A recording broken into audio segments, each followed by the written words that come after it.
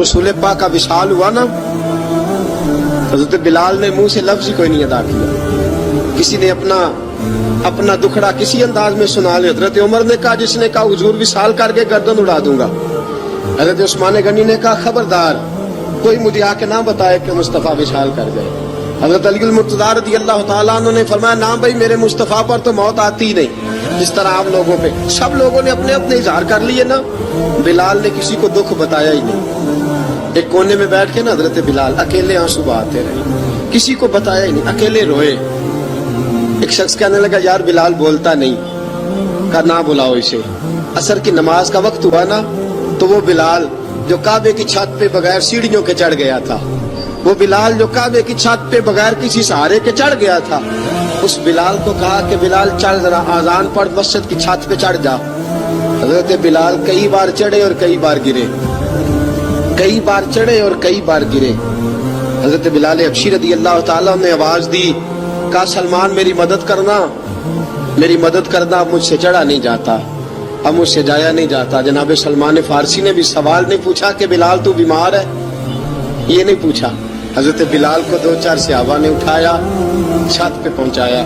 बिलाल ने अजान शुरू की। जब कहा ना अल्लाहु अकबर अल्लाहु अकबर, वो आवाज जिसमें बड़ा सोज होता था, बड़ी दर्द, बड़ी बुलंदी होती थी, बड़ा जोश खरोश होता था, आज वो आवाज दब गई।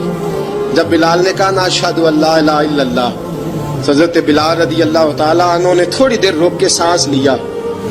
जब कहा ना अशहदु अन्ना मुहम्मदर रसूलुल्लाह, जो सारे चुप खड़े थे ना, उनमें से एक बाबा रो पड़ा, जिसका नाम अबू बकर सिद्दीक था। जब हजरत अबू बकर सिद्दीक की आंख में आंसू आया तो हजरत बिलाल छत के ऊपर जमीन पे गिरे, जमीन पे गिरे और कहा, अबू बकर ये ड्यूटी किसी और की लगा दे, ये ड्यूटी किसी और की लगा दे, अब मेरी रूह इजाजत नहीं देती, मुस्तफा करीम के बाद मुझे अजान नहीं पड़ी जाएगी। आपने वाकया सुन रखा है कि एक बार सहाबा ने बुलाया, दोबारा आए, हुजूर ख्वाब में मिले, कहा, बिलाल तू आता क्यों नहीं? बिलाल छोड़ के चले गए थे, फरमाया मेरा यहाँ दिल नहीं लगता।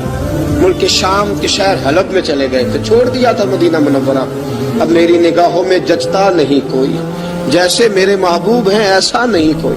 हुजूर ख्वाब में मिले, आए मदीने। हजरत बिलाल आखिरी बार, लोगों ने कहा अजान पढ़ो, कहा मुझे वो अजान भूल ही गई है जो मुझे मुस्तफा करीम के जमाने में पढ़ा करता था, मुझसे नहीं पढ़ी जाती, ना मुझे कहो, मैं कैसे पढ़ूं? इमाम हसन और हुसैन ने आके दामन थामा ना, तो कहा, बेटा मैं तुम्हारी नानी का भी नौकर रहा हूँ, मैं तुम्हारी माँ की चक्की भी पीसता रहा हूँ, मुझसे कोई फरमाइश ना कर डालना, मैंने नौकरी की है, और मुझे अगर अल्लाह ने तौफीक दी तो मैं तुम्हारे बच्चों के पैर भी धोया करूंगा। लेकिन इमाम हसन रज़ी अल्लाह तआला उन्होंने फरमाया, बिलाल एक बार तो अजान सुनानी पड़ेगी। सुनाई बिलाल ने अजान। कोई घर मदीने में ऐसा नहीं था जहां से रोने की आवाज ना आई हो।